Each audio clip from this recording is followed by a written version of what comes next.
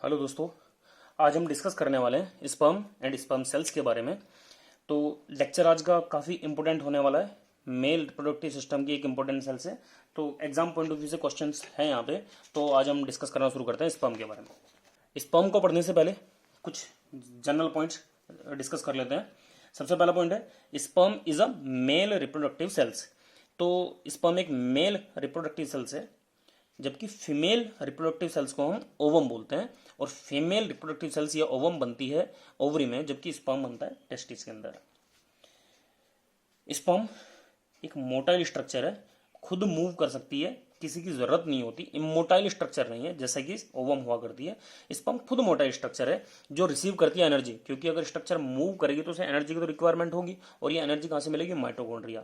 तो स्पर्म के पास में ऑलरेडी माइटोकॉन्ड्रिया हुआ करती है, और ये माइटोकॉन्ड्रिया एक इंपोर्टेंट टाइप का कार्बोहाइड्रेट जिसे हम बोला करते हैं फ्रक्टोज, फ्रक्टोज की हेल्प से एनर्जी का फॉर्मेशन करती है, और यही एनर्जी स्पर्म के मूव कराने में हेल्प हो जाती है। नेक्स्ट पॉइंट है प्रोडक्शन। प्रोडक्शन रेट, कितना प्रोडक्शन हुआ करता है? तो ये प्रोडक्शन रेट है 300 मिलियन पर डे। स्पर्म का जो भी प्रोडक्शन होगा वो 300 मिलियन पर डे होगा, और इसका नॉर्मल काउंट वो कितना होगा? 60 टू 200 मिलियन पर एम एल। पर एम एल मतलब ये सीमन के क्वांटिटी की बात हो रही है कि सीमन जो 2 to 5 ml की रेंज होती है, कि इसके आसपास में सीमन की क्वांटिटी होती है। तो पर एम की बात है कि स्पर्म का जो काउंट होगा वो 16 to 200 मिलियन पर एम एल। ये हालांकि 20 यूनिट थी, जो कम से कम स्पर्म काउंट होना चाहिए था 20 मिलियन पर एम एल होना चाहिए था। लेकिन अभी WHO गाइडलाइन जो 2021 में आई, उन्होंने बोला कि जो स्पर्म का नंबर होने चाहिए वो कम से कम 16 मिलियन पर एम एल होना चाहिए। नेक्स्ट बात की गई लेंथ की, कि स्पर्म की लेंथ कितनी होती है, वो कितनी होती है? 60 माइक्रोमीटर। नेक्स्ट पॉइंट है प्रोडक्शन इन सेमिनिफरस ट्यूब्यूल्स। जो फॉर्मेशन होता है, बन के तैयार होता है, सेमिनिफरस ट्यूब्यूल्स में हुआ करता है, जबकि डेवलपमेंट होने के लिए कहां पे चला जाता है? एपिडिडाइमस में चला जाता है। तो ये स्ट्रक्चर कौन कौन सी है, इसको पढ़ने के लिए आप लेक्चर देख सकते हैं, मेल रिप्रोडक्टिव सिस्टम, और साथ साथ में सीमन, और एक स्पर्मेटोजेनेसिस के लेक्चर्स डिस्क्रिप्शन में ऐड है, तो वहां पे आप ये वीडियो को देखने के बाद में ये वीडियो देख सकते हैं और समझ सकते हैं। नेक्स्ट हम नेक्स्ट बात करते हैं एनाटॉमिकल स्ट्रक्चर की। तो एनाटॉमिकली हम डिवाइड करते हैं स्पर्म को 2 पार्ट्स में। एक तो हेड पोर्शन, ये पोर्शन दिखाई दे रहा है आपको, ये हेड पोर्शन, और नेक्स्ट पोर्शन है टेल पोर्शन, ये ग्रीन पोर्शन का जो भी दिखाई दे रहा है। तो ये 2 पार्ट में हम डिवाइड कर सकते हैं, हेड एंड टेल। तो हेड का जो मेन पोर्शन है इसको हम सेल बॉडी बोलते हैं, और सेल बॉडी में जो मटेरियल होता है उसको बोलते हैं हम न्यूक्लियस। और ये न्यूक्लियस ही जेनेटिक मटेरियल होता है, जिसके अंदर 23 क्रोमोसोम्स होते हैं, क्योंकि 23 क्रोमोसोम्स स्पर्म के पास होंगे, 23 क्रोमोसोम्स ही ओवम के पास होते हैं। और जब इनका फर्टिलाइजेशन हो जाएगा, फर्टिलाइजेशन के बाद में जाइगोट बन के तैयार होगा, और जाइगोट के पास ही 43 क्रोमोसोम्स हो जाएंगे, क्योंकि 23 दोनों के फर्टिलाइज हो जाते हैं, मिल जाते हैं, फ्यूज जाते हैं। अब इस सेल बॉडी को कवर करने वाली एक स्ट्रक्चर होती है जिसको बोलते हैं एक्रोजोम।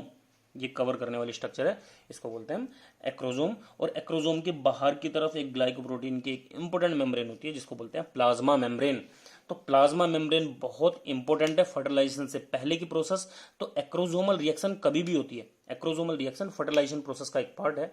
तो कभी भी एक्रोजोमल रिएक्शन होती है उससे पहले प्लाज्मा मेम्ब्रेन का डीजनरेशन होना जरूरी है। तो जब तक प्लाज्मा मेम्ब्रेन का डीजनरेशन नहीं होगा तब तक फर्टिलाइजेशन प्रोसेस या फिर एक्रोजोमल रिएक्शन नहीं होगी। और प्लाज्मा मेम्ब्रेन की इस डीजनरेशन प्रोसेस को ही हम कैपेसिटेशन रिएक्शन बोलते हैं। ये फर्टिलाइजेशन से पहले 2 रिएक्शन होती है, एक तो एक्रोजोमल रिएक्शन, और उससे भी पहले एक रिएक्शन होती है जिसे बोलते हैं कैपेसिटेशन रिएक्शन, जिससे कि ये बैरियर मेम्ब्रेन डीजनरेट हो जाती है। तो ये हेड पोर्शन पढ़ने के बाद में टेल पोर्शन। टेल पोर्शन को हमने जो टेल पोर्शन है इसको डिवाइड किया है neck portion, mid piece, principal piece और एंड पीस। तो नेक पोर्शन में सेंट्रियोल्स होते हैं, और ये सेंट्रियोल्स ही सेल डिवीजन में हेल्प किया करते हैं।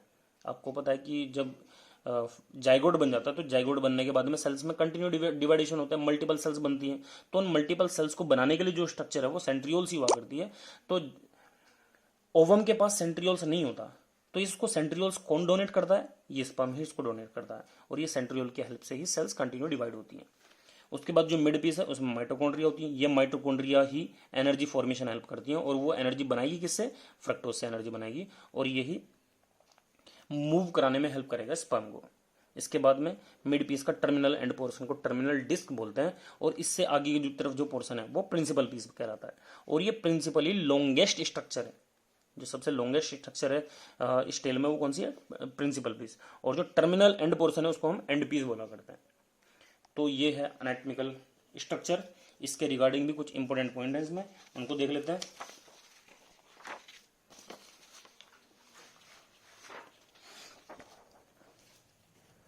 तो स्ट्रक्चर को डिवाइड किया गया head portion and tail portion में। हेड पोर्शन में cell body have nucleus genetic material, जिसके क्रोमोसोम 23 क्रोमोसोम्स होते हैं, क्योंकि 23 क्रोमोसोम्स ओवम के पास होंगे तो स्ट्रक्चर तभी 46 क्रोमोसोम बनाएगी। इसके बाद acrosome have hyaluronidase enzyme, protease enzyme, साथ साथ में एक्रोजिन एंजाइम। ये सभी के सभी एंजाइम एक्रोजोम्स के पास में हुआ करते हैं, which help in penetration of secondary oocyte या फिर ओवम, जो हेल्प करते हैं पेनिट्रेट करने में। और किसको पेनिट्रेट करेंगे, ओवम को, क्योंकि ओवम जब तक पेनिट्रेट नहीं होगा तब तक जेनेटिक मटेरियल, ये जेनेटिक मटेरियल जो स्पर्म के पास है वो विड्रॉ नहीं होगा ओवम के पास में। साथ साथ में कवर 2/3 पोर्शन ऑफ हेड। अब ये जो एक्रोजोम है ये सेल बॉडी को पूरा 100, अगर इसको 3 पार्ट में डिवाइड कर लिया जाए तो 2 ही हिस्से में डिवाइड करती है, इसलिए बोलते हैं 2/3 पोर्शन कवर करने का काम करती है। नेक्स्ट है टेल की जो लेंथ है 50 to 55 माइक्रोमीटर लॉन्ग हुआ करती है, जिसको हम अलग अलग पॉइंट में डिवाइड करते हैं। और ये डिवाइड कर रहे हैं neck, mid piece, principal piece and end piece. तो नेक का जो पोर्शन है वो जिसमें सेंट्रियोल्स होते हैं, और ये सेंट्रियोल्स ही सेल डिवीजन में साथ साथ में माइक्रोट्यूब्यूल्स या फिर स्केलेटल सिस्टम ऑफ सेल्स के बनाने में हेल्प करता है। मिड पीस की बात की है जिसमें माइटोकॉन्ड्रिया होती है, माइटोकॉन्ड्रिया एनर्जी का फॉर्मेशन करती है with the help of fructose. Principal piece longest portion है, जबकि end piece terminal end portion है। तो क्वेश्चंस यहाँ पे काफी सारे हैं हमारे लिए कि एक्रोजोम में कौन कौन सी प्रोटीन एंजाइम होते हैं, हाइलोडेज एंजाइम, प्रोटीज एंजाइम, जो पेनिट्रेशन में हेल्प करते हैं, कितना % कवर करती है, 2/3 पोर्शन कवर करती है। Longest portion of sperm tail portion, और टेल में भी सबसे लॉन्गेस्ट कौन सा है, प्रिंसिपल पीस है। और हमने बात की स्पर्म काउंट की बात की है, स्पर्म प्रोडक्शन की बात की है, एनाटॉमिकल स्ट्रक्चर की बात की है। तो ये था आज का लेक्चर। आई होप ये लेक्चर आपको पसंद आया होगा। अगर वीडियो पसंद आई है तो वीडियो को लाइक करिए और चैनल को सब्सक्राइब करना बिल्कुल ना भूलिए। Thank you so much.